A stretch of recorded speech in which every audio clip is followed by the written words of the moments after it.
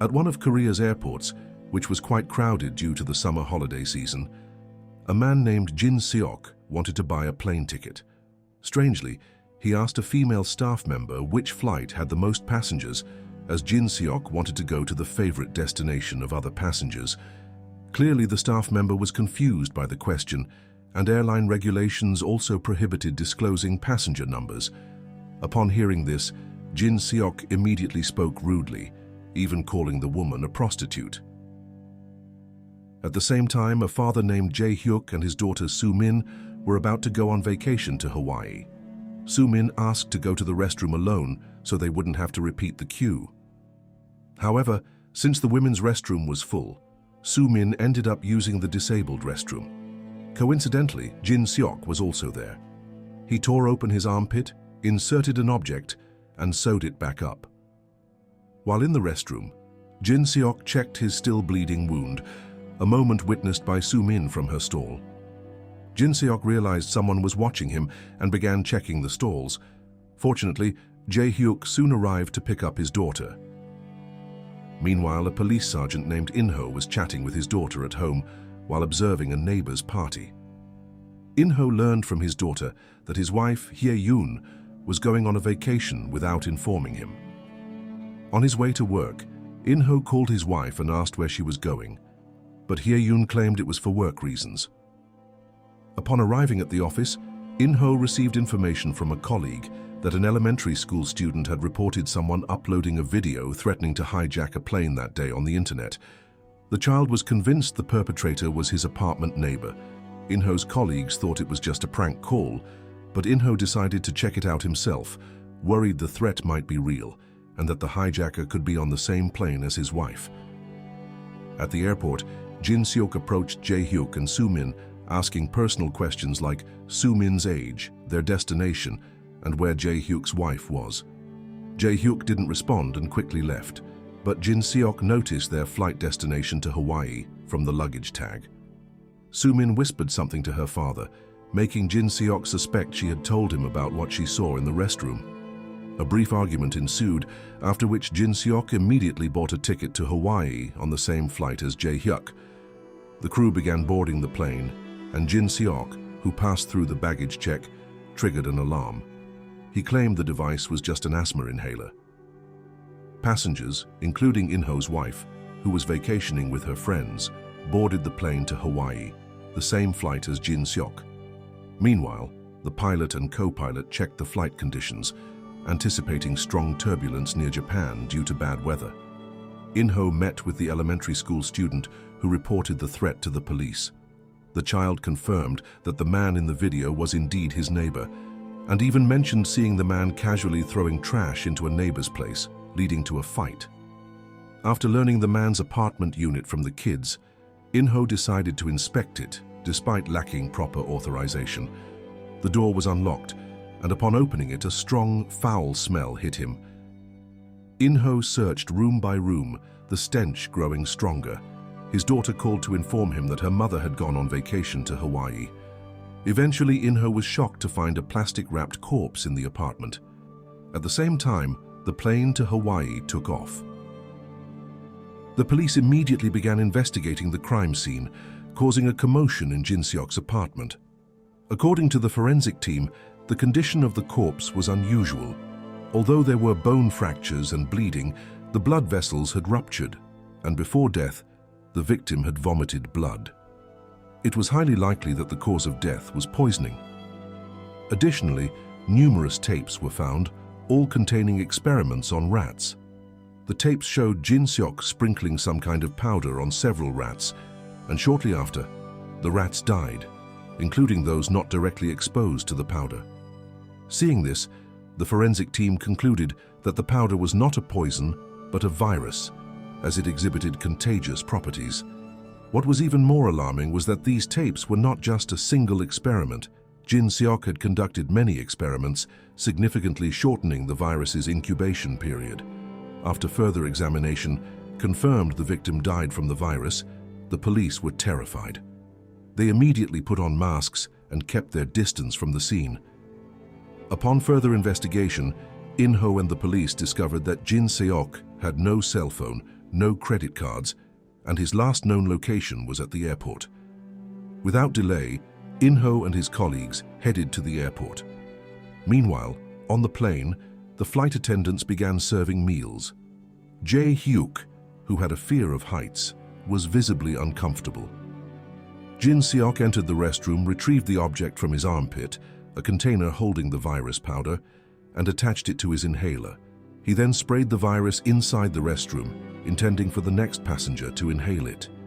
As Jin Seok exited the restroom, he encountered Soo-min, who was waiting to use it. With a smile, Jin Seok allowed Soo-min to enter, but fortunately, a man from business class rushed in first. Unable to wait any longer as the business class restroom was full, Jin Seok remarked that Soo-min was a lucky girl and whispered something to her. Inside the restroom, the man found it unusually dusty and dirty, so he reported it to the flight attendants, who promptly cleaned the area.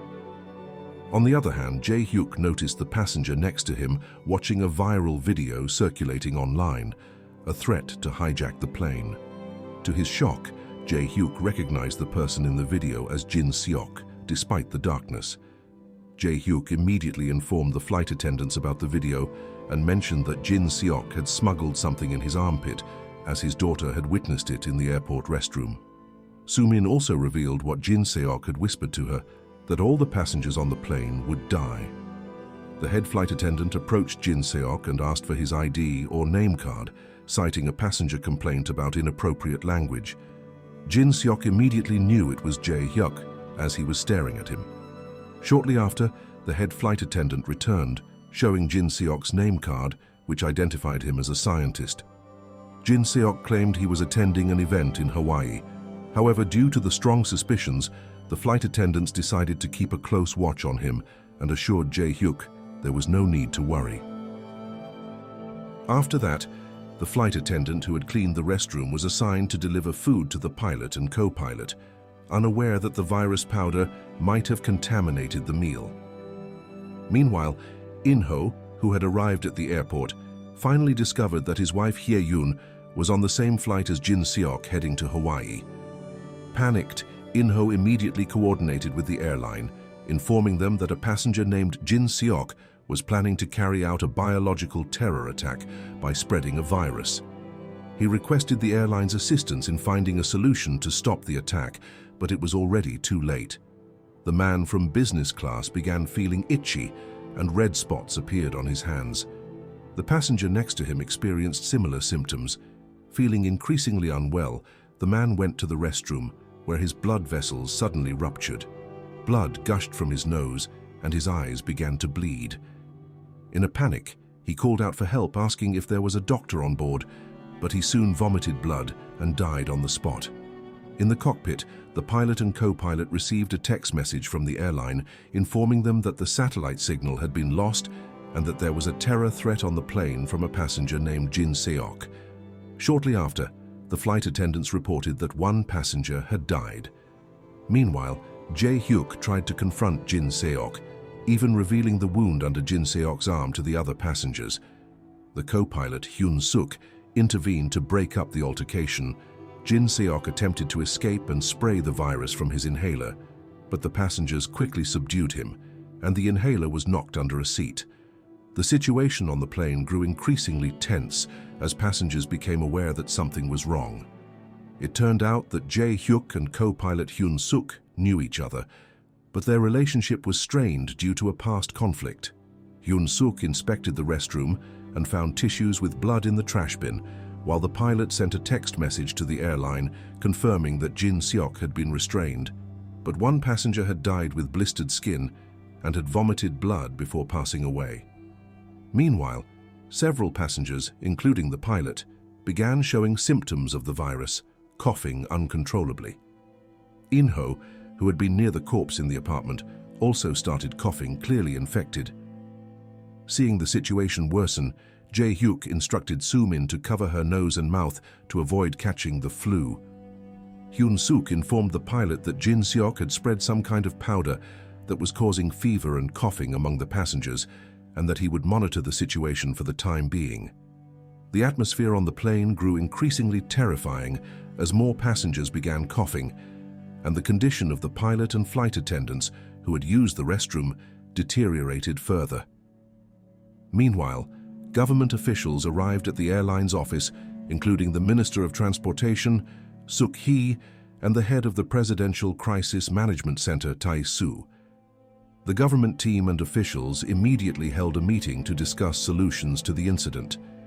The current status of the plane remained unclear, whether it would be allowed to land, as this was the first case of biological terrorism, and evacuating the passengers would be extremely difficult. The virus was believed to have spread throughout the plane, and the risk of transmission was accelerating rapidly. Additionally, Jin Seok's identity has been revealed. He previously worked at an international pharmaceutical company named Bricom as the head of microbiology, but left 4 years ago. The Bricom company has been contacted to provide necessary information, but they have been uncooperative, claiming that the case has no connection to their company. Jin Seok's late mother was also a microbiologist who had published numerous scientific journals abroad, and the family had lived in the United States for several years when Jin Seok was a child. Eventually, In-ho proposed the idea of negotiating with Jin Seok and complying with his demands. The negotiation began, and Jin Seok was asked what his true motive was and what he wanted. With a smile, Jin Seok briefly stated that the only thing he desired was the death of everyone on the plane. He found it enjoyable to watch people trapped and dying one by one, like lab rats. Shortly after, Jin Seok vomited blood onto Hyun-suk's face and declared that he had no intention of surviving the flight and would die alongside all the passengers. At the same time, the plane suddenly lost control and plunged sharply downward because the pilot had already died. A reserve pilot struggled to make his way to the cockpit, and with Jae-hyuk's help, who had to overcome his fear of heights, managed to pull the control lever. They worked hard to stabilize the plane and eventually succeeded.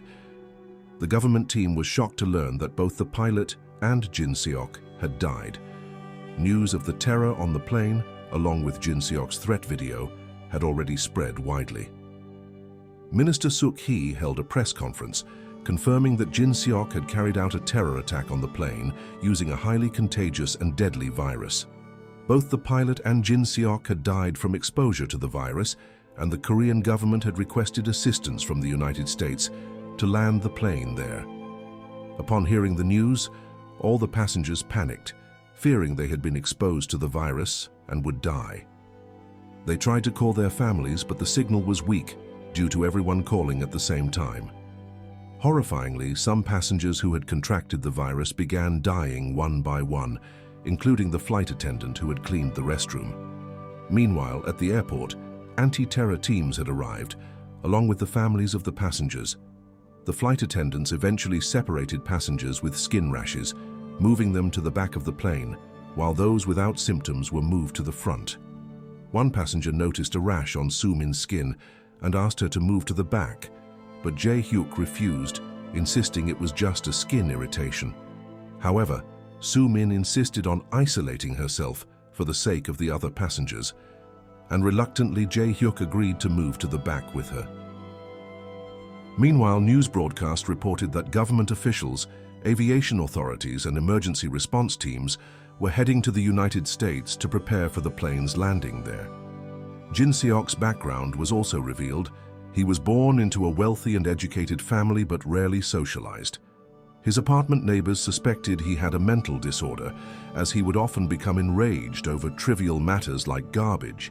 Many people compared his actions to other mass murder cases around the world, such as the Las Vegas shooting or the Place Saint-Lambert incident in Belgium, where victims were chosen randomly, and the perpetrators ultimately decided to commit suicide.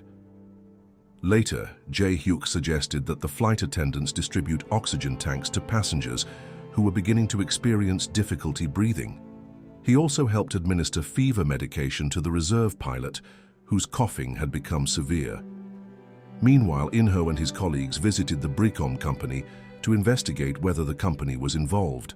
However, employees and security guards stopped them because In-ho lacked a warrant and had no evidence linking Bricom to the incident. A commotion broke out as In-ho tried to force his way in, and the incident was covered by numerous media outlets. Unfortunately, Jae-hyuk's plane, Sky Korea Flight KWAT 501, carrying 150 passengers, was denied permission to land in the United States. Despite the emergency situation, American authorities refused to allow the plane to land at any airport, citing the potential danger posed by the terror attack. The Korean government and embassy officials contacted U.S. senators at the White House but received no response. As a result, Flight KY 501 was forced to turn back toward Incheon Airport in Korea. While the government searched for another country willing to allow an emergency landing, Minister Suk-hee and other officials cancelled their flight to the United States. Hye-yoon, who managed to get a signal, called In-ho to let him know she was okay. In-ho urged his wife to stay strong and promised to find a solution, but the call was cut off.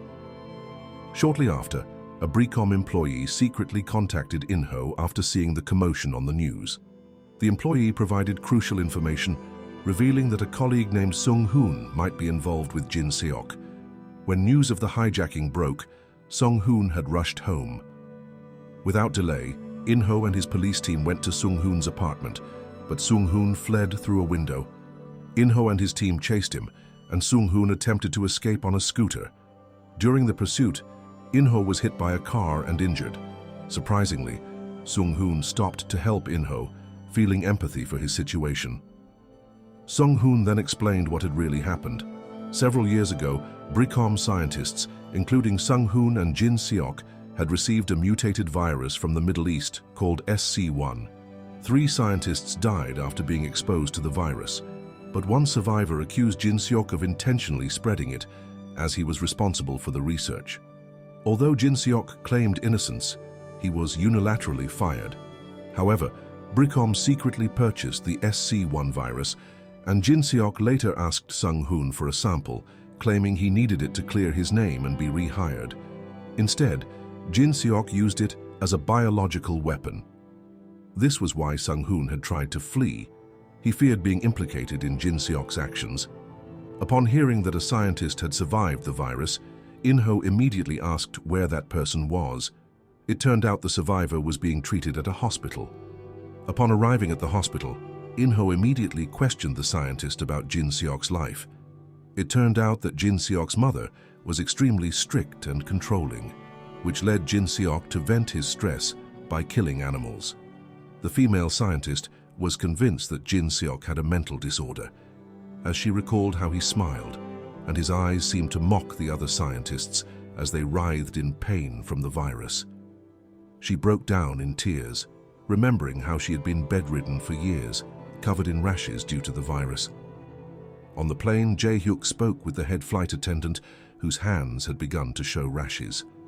Jae-hyuk administered a fever-reducing injection and shared that he had once been a pilot, but quit after a horrific incident.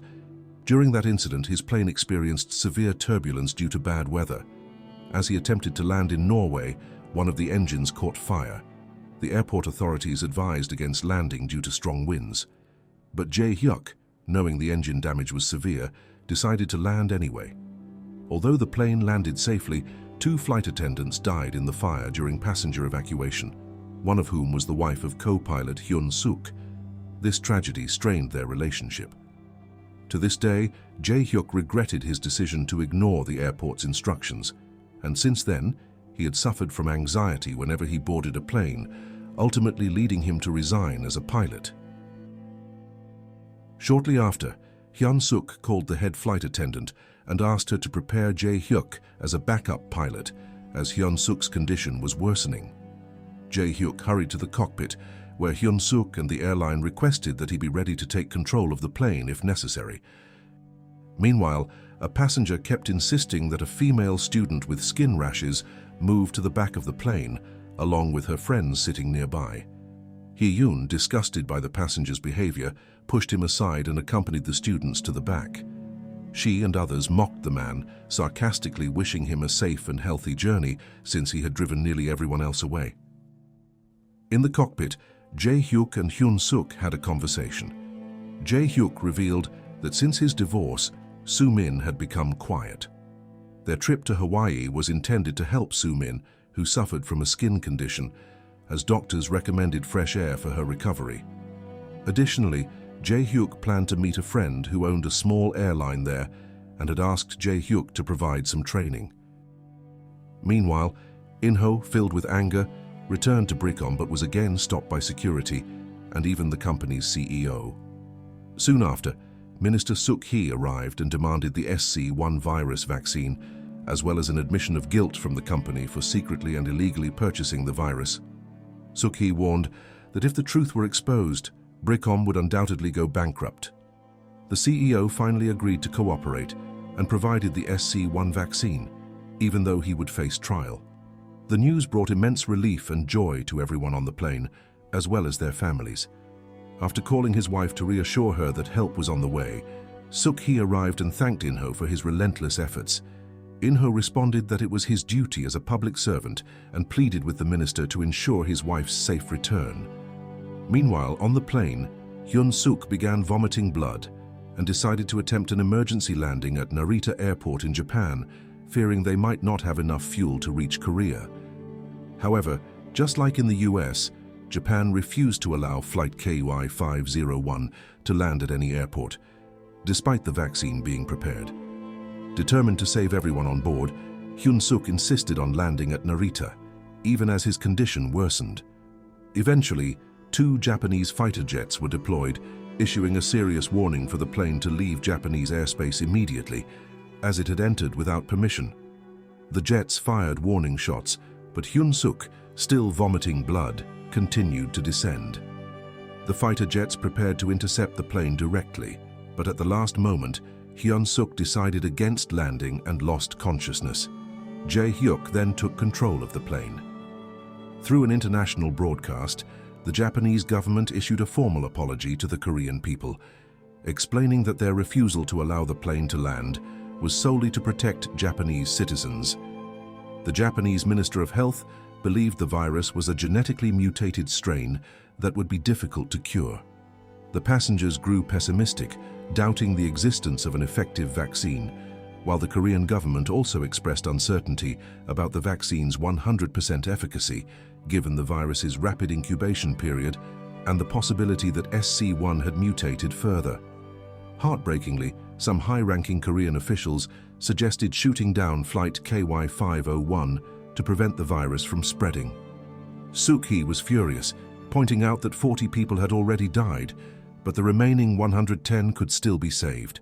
She had already prepared isolation facilities and intensive care protocols.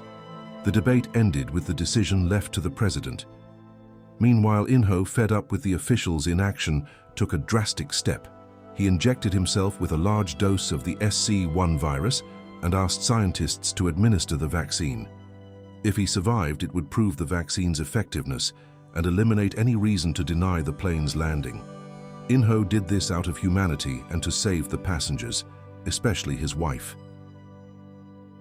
Finally, the president ordered Flight KY501 to land, escorted by fighter jets, at a Korean Air Force base. However, public opinion was divided. An online petition showed 65% in favor of allowing the plane to land, while 35% opposed it. Protesters gathered at the military base, fearing the virus would spread further.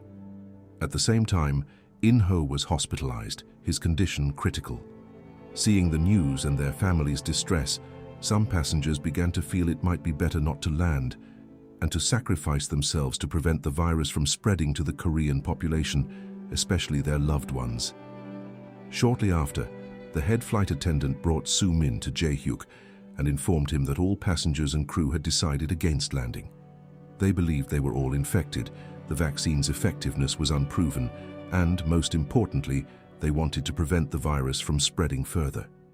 The decision was conveyed by Jae-hyuk to the Korean government and heard by everyone. Through tears, Jae-hyuk explained that everyone on the plane had made the difficult but noble choice to save countless lives by not landing. As a final farewell, each person on the plane would video call their families, and Jae-hyuk then cut off the radio communication. The entire nation of Korea fell silent, deeply moved by the passengers' courageous and selfless decision, which stood in stark contrast to the indifference shown by some officials netizens and citizens who had previously disregarded human lives. The emotional video calls between the passengers and their families further heightened the heart-wrenching atmosphere. However, hope emerged when Inho, who had been on the brink of death, stabilized after being administered the vaccine, proving its effectiveness. Struggling to speak, Inho urged that the plane be allowed to land. Taking personal responsibility, Suk-hee instructed her colleague Tai-soo to inform the airline and government officials that the vaccine worked and to order Jae-hyuk to land immediately. The problem was that they could no longer communicate with the plane as Jae-hyuk had cut off the radio. Families of the passengers were then asked to contact their loved ones on the plane to relay the news that the vaccine was effective and that they were cleared to land. Upon hearing this, the passengers were overwhelmed with joy, realizing they still had a chance to survive. The passengers quickly returned to their seats to prepare for landing. With fuel running critically low, Jae-hyuk decided to land at the nearest available runway, Songmu Airfield, which had a dangerously short runway. Compounding the risk, strong winds could push the plane off course, but Jae-hyuk had no other option. Before attempting the landing, Jae-hyuk apologized to co-pilot Hyun-suk for the past incident that had strained their relationship. Hyun-suk, now conscious, reassured Jae-hyuk that he would have made the same decision under those circumstances and that his wife's death was not Jae-hyuk's fault. The landing attempt began, and the situation was terrifying. Jae-hyuk deliberately turned off the engines to conserve fuel in the final moments, causing the plane to glide without power. Its speed was still too high, and the altitude was not low enough. Jae-hyuk maneuvered the plane twice to achieve the correct altitude. As the wheels were about to touch the runway, Jae-hyuk restarted the engines and applied maximum braking while the plane was still tilted. Miraculously, the plane landed safely, and everyone was quickly evacuated for isolated medical treatment. Several weeks later, a trial revealed that Jin Seok had likely suffered from a mental disorder and lost his sense of identity after his mother's death. Sergeant In-ho's sacrifice was hailed as extraordinary, as he had risked his life by injecting himself with the virus to prove the vaccine's effectiveness. During the trial, the judge questioned Minister Suk-hee's decision to order the plane to land without prior authorization, which could have jeopardized her career as a public official. Calmly, Suk-hee responded that she had already decided to resign as minister. Meanwhile, the survivors of the biological terror attack, including Hyun-suk, who had been in critical condition, had fully recovered. They all gathered at In-ho's house for a meal. Jae-hyuk visited In-ho, who was now in a wheelchair surrounded by medical equipment. A fellow police officer mentioned that In-ho was gradually improving and that doctors believed he would soon be able to breathe without assistance, though it might take a long time for him to walk again. Jae-hyuk smiled proudly, reflecting on In-ho's bravery, but he also felt a deep sadness seeing his condition. And that's it for the story series of this film. Thank you for watching. Don't forget to support this channel by subscribe, like and share. See you in the next video. Goodbye.